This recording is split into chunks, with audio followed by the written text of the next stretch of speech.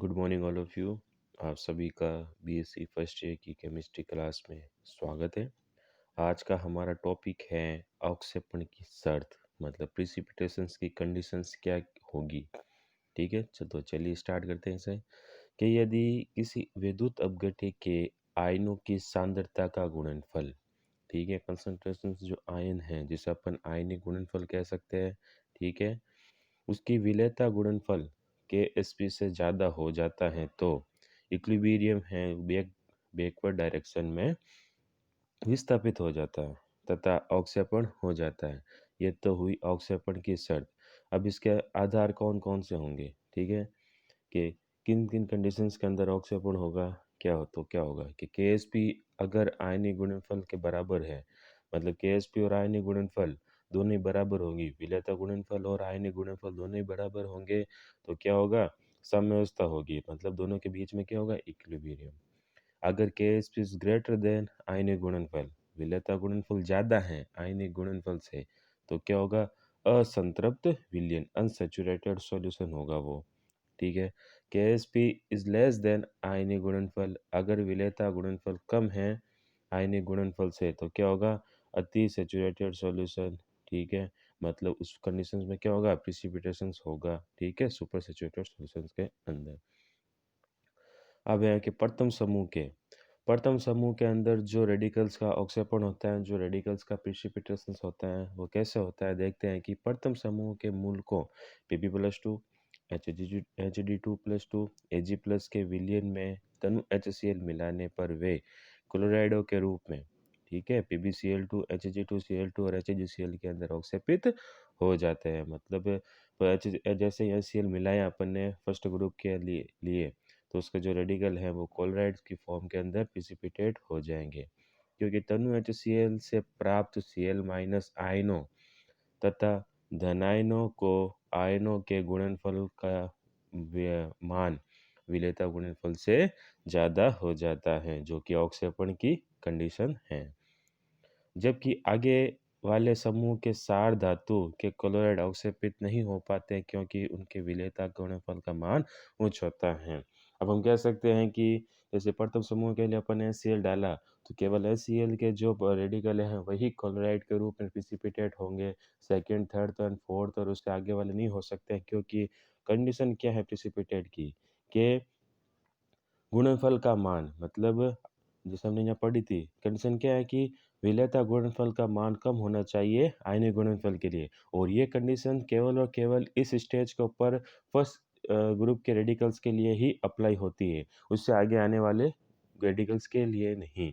ठीक है, अब जैसे इनके अपन विलेयता गुणनफल का मान देख के 25 डिग्री स्टैंडर्ड टेम्परेचर्स के ऊपर के PbCl2 के विलेयता गुणनफल का मान होगा 1.6 इंटू 10⁻⁵, Hg2Cl2 का होगा 1.1 इंटू 10⁻18 एंड AgCl का होगा 1.8 इंटू 10⁻10। आंकड़ों से स्पष्ट है कि PbCl2 के विलेयता गुणनफल का मान अधिक है, अर्थात इसका प्रथम समूह में पूर्ण अवक्षेपण नहीं हो पाता, इसलिए द्वितीय समूह में किसके फॉर्म में रहेगा, PbS के अवक्षेपण होता है। ठीक है, हम देखते हैं कि जब सेकंड ग्रुप के लिए अपन H2S गैस मिलाते हैं तो हमने सेकंड ग्रुप में भी पढ़ा था कि PbS है जो पीले रंग के अवक्षेप की पीपीटी देता है H2S के साथ रिएक्शंस करके, क्योंकि यहाँ पे जो इसके विलेयता गुणनफल का मान बहुत ही ज़्यादा है।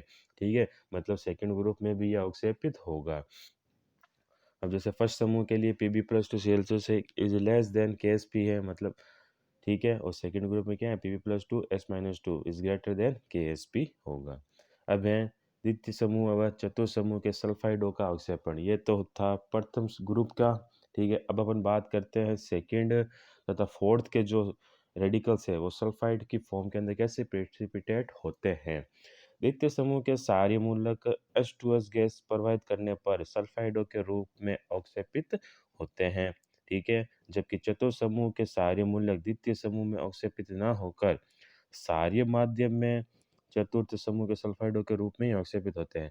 अब हम देखते हैं कि सेकंड ग्रुप और फोर्थ ग्रुप दोनों के ग्रुप रिएजेंट क्या है, H2S गैस होगी। ठीक है, एसिडिक मीडियम के अंदर, लेकिन हम कह सकते हैं कि अगर दोनों के लिए H2S गैस है तो सेकंड ग्रुप के अंदर फोर्थ ग्रुप भी प्रिसिपिटेट हो जाने चाहिए थे, लेकिन ऐसा नहीं होता है। क्यों नहीं होता है, देखते हैं। इसको हम सम आयन प्रभाव तथा विलेयता गुणनफल के आधार पर समझ सकते हैं कि द्वितीय समूह के सल्फाइडों का विलेयता गुणनफल का मान चतुर्थ समूह के सल्फाइडों के विलेयता गुणनफल के मान से कम होता है। ठीक है, द्वितीय समूह के सल्फाइड अम्लीय माध्यम में ऑक्सीकृत होते हैं। ठीक है, हमने देखा था कि फर्स्ट ग्रुप के जो HCl डाला था उसी के अंदर अपन क्या डाल लेते हैं, H2S गैस डाल लेते हैं, जो कि पहले से ही अम्लीय मीडियम था, एसिडिफाइड मीडियम था।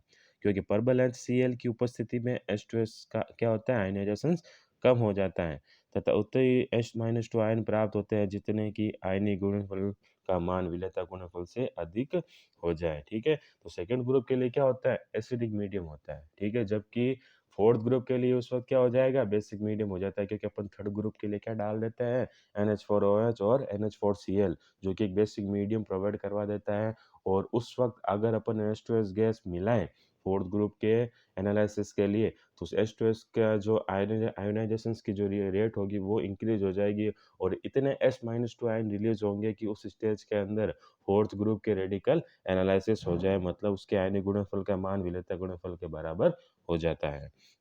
अतः द्वितीय समूह के सल्फाइडों का अवक्षेपण हो जाता है, अर्थात उतने ही H-2 आयन प्राप्त होते हैं जितने की द्वितीय समूह के मूलकों का सल्फाइड के रूप में अवक्षेप करते हैं। मतलब एसिडिक मीडियम के अंदर उतने ही H2S गैस से H-2 आयन रिलीज होंगे जितने कि सेकेंड ग्रुप के जो रेडिकल्स के उसको प्रिसिपिटेट करवा सके। जैसे कि H2S का आयनाइजेशन कैसे होगा कि H2S है जो कि 2H प्लस और H-2 से रिलीज होती है और HCl से H प्लस और Cl माइनस से। ठीक है, तो सेकेंड समूह के सल्फाइड के जो विलेयता गुणनफल के मान है, सॉल्युबिलिटी प्रोडक्ट की जो वैल्यूज है वो देखते हैं कि HGS की है 4.1 इंटू 10⁻53, PBS की है 3.4 इंटू 10⁻28, Bi2S3 की है 1.6 इंटू 10⁻72 की, CUS की है 8.5 इंटू 10⁻45 एंड CDS की है 3.6 इंटू 10⁻19।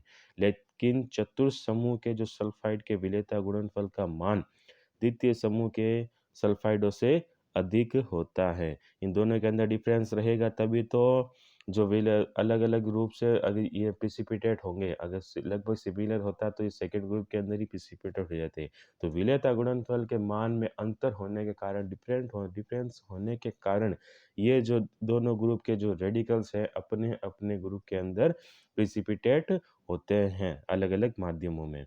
चतुर्थ समूह के अगर अपन विलेयता गुणनफल के मान देखें कि MnS है उसका है 1.4 इंटू 10⁻16, ZnS का है 1.2 इंटू 10⁻23 और NiS का है 1.4 इंटू 10⁻24 और COS का होगा 3.0 इंटू 10⁻23।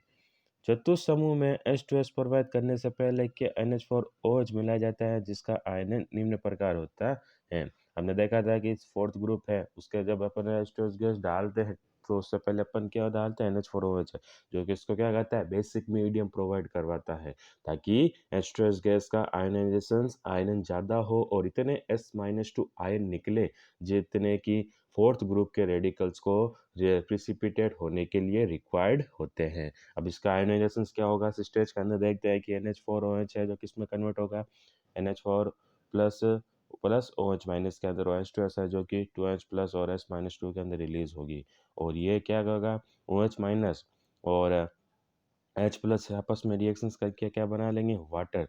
तो नेट के ओ क्या होगा कि H प्लस और H प्लस के होल पावर 2 S-2 और H2S। अतः समीकरण 1 और 2 से स्पष्ट है कि NH4OH से प्राप्त OH माइनस आयन H2S से प्राप्त H प्लस आयनों से संयोग करके क्या बना लेते हैं, वाटर। ठीक है, अतः विलयन में समीकरण 2 के अनुसार H प्लस आयन की क्या हो जाएगी, कमी हो जाती है। अतः K का मान स्थिर रखने के लिए क्या करेगा, H2S ज़्यादा आयनाइजेशन करेगा। अब इस कंडीशन में देख लेते हैं कि जब NH4OH से जब OH माइनस रिलीज होते हैं वो वो H+ से रिएक्शंस करके क्या बना लेते हैं, वाटर। अब जैसे ही वाटर बनाएँगे तो H+ के जो मान में कमी होगी, आयनों के मान में कमी होगी, तो इस मान को स्थिर रखने के लिए H2S क्या करेगा, और ज़्यादा आयनाइज़ होगा तो S-2 की जो वैल्यूज़ हैं वो सॉल्यूशन के अंदर इंक्रीज़ होती जाएगी। इसलिए विलयन में इतने S-2 आयन हो जाते हैं कि चतुसमूह के सारे मूलकों का सल्फाइड के रूप में आसानी से प्रिसिपिटेशन हो जाता है। क्योंकि S-2 आयनों से आयनीय गुणनफल का मान 4th ग्रुप के सॉल्युबिलिटी प्रोडक्ट के मान से अधिक हो जाता है। नेक्स्ट हमारा टॉपिक है तृतीय समूह में ठोस NH4Cl तथा NH4OH डालने से पूर्व में 2-3 बूंद सांद्र HNO3 मिलाया जाता है। ठीक है, इसका जो रीज़न है, इसकी प्रिसिपिटेशंस की जो कंडीशंस हैं वो अपन आगे आने वाले लेक्चर्स के अंदर डिस्कस करेंगे। Thank you so much.